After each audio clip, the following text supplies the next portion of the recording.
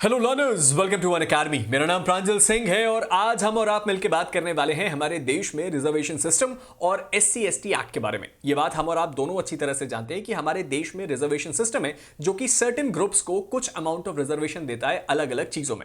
अब अगर मैं आपसे ये पूछूं कि अगर हमारे देश में कोई एक सीट है जहां से आप इलेक्शन लड़ना चाहते हैं लेकिन वो सीट केवल एससी कैटेगरी के लिए है, तो क्या आप उस सीट पे इलेक्शन लड़ने के लिए एक फेक एससी सर्टिफिकेट बनवाएंगे? आप में से बहुत सारे लोग बोलेंगे कि सर ये तो काफी रिस्की है, हम एक काम करेंगे, हम उस सीट को छोड़ देंगे, शायद किसी दूसरी सीट पे इलेक्शन लड़ने की कोशिश करें। लेकिन अगर मैं आपसे कहूं कि अभी तक ये बात साबित तो नहीं हुई है, लेकिन इस बात को स्ट्रांगली एलिज किया गया है कि हमारे देश के एक विधानसभा इलेक्शन में एक कैंडिडेट ने फेक एससी सर्टिफिकेट बनवा के एक जगह से सीट लड़ी और उस सीट को जीता भी। आज के इस केस में हम इसी के बारे में समझने वाले हैं और साथ साथ ये भी देखने वाले हैं कि हमारे देश की सुप्रीम कोर्ट के पास जब अल्टीमेटली ये मामला पहुंचा तो उन्होंने क्या कार्रवाई करी और वो जो कैंडिडेट थे उनके साथ क्या किया गया। शुरू करते हैं हमारे आज के इस वीडियो को।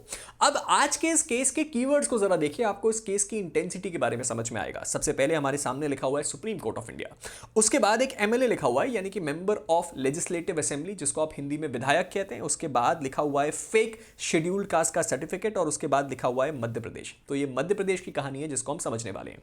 आज सुप्रीम कोर्ट के दो जजेस की बेंच यानी कि हमारे देश की upcoming first female chief justice justice बीवी नगरात्ना और एक और अपकमिंग चीफ जस्टिस जस्टिस के बी विश्वनाथन की बेंच के पास ये मामला पहुंचा।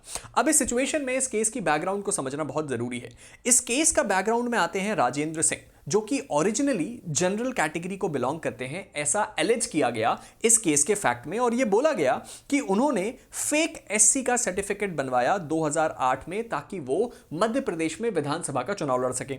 अब ये जो सर्टिफिकेट था, इस सर्टिफिकेट के बनते ही ये इनेबल हो गए, यानी कि ये एक तरह से तैयार हो गए कि वो एक इलेक्शन लड़ पाए गुना की सीट से जो कि मध्य प्रदेश में आती है, और ना सिर्फ ये उस इलेक्शन को लड़े बल्कि उस इलेक्शन को जीते भी। अब इसके बाद क्या होता है सर?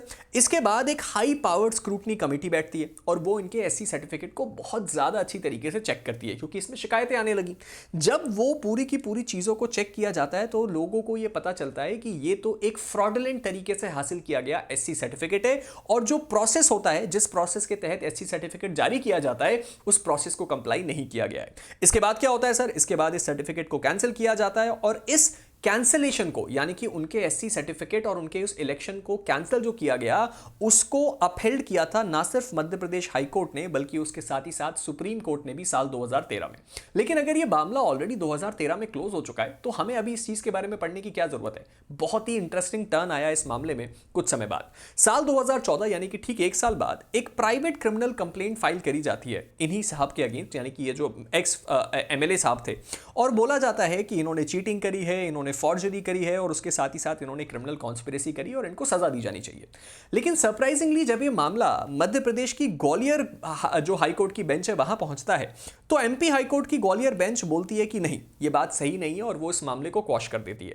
वो ये बोलती है कि ये जो क्रिमिनल केस आप मंत्री जी के खिलाफ करना चाह रहे हैं वो सफिशिएंट ग्राउंड पे नहीं है, यानी कि इसमें सफिशिएंट सबूत नहीं है जिससे ये बात साबित करी जा सके कि इनका फेक एससी सर्टिफिकेट जो बनाया गया उसमें फॉर्जरी इन्होंने ही करी थी या इनका भी उसमें हाथ था। साथ ही साथ उन्होंने ये भी बोला कि सर यहां पे जो मिनी ट्रायल टाइप की चीज है वो कंडक्ट करवाई गई, जिसके बारे में आगे सुप्रीम कोर्ट ने भी रेफरेंस लिया, जिसको हम यहां पे बात करेंगे। ठीक है, चलिए। अब इसके बाद ये मामला सुप्रीम कोर्ट पहुंचा जिसमें आज इस मामले की सुनवाई हुई। सुप्रीम कोर्ट ने सबसे पहला काम तो ये किया कि जो राजेंद्र सिंह जी थे, यानी कि जो फॉर्मर एमएलए साहब थे, उनके खिलाफ जो क्रिमिनल केस था उसको तुरंत रिस्टोर किया और बोला इसमें ट्रायल चलाइए। अब सुप्रीम कोर्ट ने जो ऑब्जर्वेशंस करी उसके बारे में जरा ध्यान से सुनिए। सबसे पहले तो सुप्रीम कोर्ट ने यह बोला कि देखिए, प्राइमा फेसाई इस केस के तथ्यों को देख के तो ऐसा लगता है कि एमएलए साहब के द्वारा गलती हुई है या फिर यहां पे क्रिमिनल कॉन्स्पिरेसी या फिर चीटिंग और फॉर्जरी का केस बनता है। एटलीस्ट इसमें इन्वेस्टिगेशन तो होनी चाहिए। साथ ही साथ मिनी ट्रायल के बारे में बात करी गई। याद है 2014 में जब ग्वालियर हाई कोर्ट के पास ये मामला पहुंचा तो उन्होंने मिनी ट्रायल करके केस को वहीं खत्म कर दिया था। सुप्रीम कोर्ट ने बोला कि हाई कोर्ट कभी भी शुरुआती मामले में एविडेंस को इवैल्यूएट करके केस को क्वॉश यानी कि खत्म नहीं कर सकती, और इस मामले में ग्वालियर हाई कोर्ट ने जो किया वो गलत है। साथ ही साथ यहां पे कॉग्नाइजेंस को वैलिड बताया गया, यानी कि जिस मामले का यहां पे संज्ञान लिया गया वो मामला एकदम सही था, और साथ ही साथ ट्रायल जज की तारीफ करी गई कि जो ट्रायल जज थे उन्होंने प्रॉपर्ली कंप्लेंट को एग्जामिन किया है और उसके बाद ही चीजों को कॉग्नाइजेंस में लिया है, यानी कि ये केस एविडेंस वैलिड है और सीरियस एलिगेशन जो हैं वो ये बताते हैं कि सर ये जो अक्यूज्ड हैं इन्होंने फॉल्स एससी सर्टिफिकेट का इस्तेमाल किया है हमारे देश के सबसे बड़े इलेक्शंस में से एक को लड़ने के लिए और ये बात कहीं से भी काउंटर नहीं करी जा सकती। और फाइनल ऑर्डर में सुप्रीम कोर्ट ने सबसे पहले तो अपील को अलाउ किया, उसके बाद हाई कोर्ट ने जो आदेश पारित किया था ग्वालियर की बेंच ने उसको कैंसिल किया, उसके बाद जो क्रिमिनल केस इनके खिलाफ हुआ था उसको भी रिस्टोर किया, बोला तुरंत इसको शुरू कीजिए और ट्रायल कोर्ट की जो फाइल थी उसको आगे मूव किया गया और बोला गया कि 1 साल का समय दिया जा रहा है, इस ट्रायल को कंप्लीट करिए और ये बात तय करके बताइए कि ये जो मंत्री जी हैं या ये जो फॉर्मर एमएलए साहब हैं इनकी गलती है या नहीं, इनको आप दोषी मानते हैं या इनको बेगुनाह मानते हैं।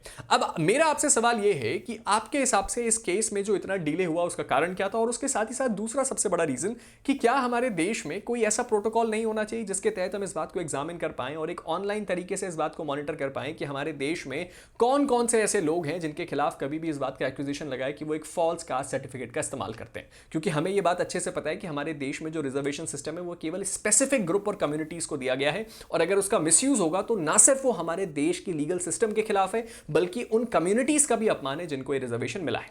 आप अपना ओपिनियन नीचे कमेंट सेक्शन में जरूर बताइएगा, मुझे उसको पढ़ने का इंतजार रहेगा। लेकिन इससे पहले कि मैं जाऊं मैं आपसे 2 इंपॉर्टेंट बातें करना चाहता हूं। सबसे पहली तो ये कि अगर अभी तक आपने मेरे टेलीग्राम ग्रुप प्रांजल सिंह अनअकैडमी को फॉलो नहीं किया तो उसको फॉलो कर लीजिए। उससे जुड़ी हुई सारी अपडेट, सारी जानकारियां, मुझसे बात करना चाहते हैं, मेरी क्लासेस की पीडीएफ, सब कुछ आपको इसी टेलीग्राम ग्रुप में मिलता है। और उसके साथ ही साथ इस वक्त अनअकैडमी अपने सभी जुडिशरी सब्सक्रिप्शंस में आपको दे रहा है फ्लैट 60% ऑफ और वो भी आपको मिल जाएगा मात्र 18,999 में 1 साल का जुडिशरी सब्सक्रिप्शन, जिसके लिए आपको कुछ नहीं करना है, केवल मेरे कोड PS का इस्तेमाल करना है जो आपको ये सारी की सारी चीजें अवेल करके देता है। तो आज ही अनअकैडमी को ज्वाइन कीजिए और अपनी इस जजशिप की ड्रीम को शुरू कीजिए। साथ ही साथ कल यानी कि 16 अक्टूबर को अनअकैडमी का एक ग्रैंड इवेंट होने वाला है जिसके अंदर मेगा लॉटरी लगने वाली है आप सभी की, क्योंकि फ्री में आप रजिस्टर कर सकते हैं और यहां पे आपको 10 आईफोन के प्रो मैक्स मॉडल्स का गिव अवे हो रहा है, 90 स्मार्टफोन्स का गिव अवे हो रहा है, 900 टैबलेट्स का गिव अवे हो रहा है, 1.5 लाख से ज्यादा रिवॉर्ड्स है जिनकी कीमत 21 करोड़ रुपए। फ्री में रजिस्ट्रेशन है, रजिस्ट्रेशन करवाइए। अनअकैडमी नीट पे कल ये लाइव रहेगा अक्टूबर 16 को और आप चांस जीत सकते हैं इन सभी प्राइजेस को।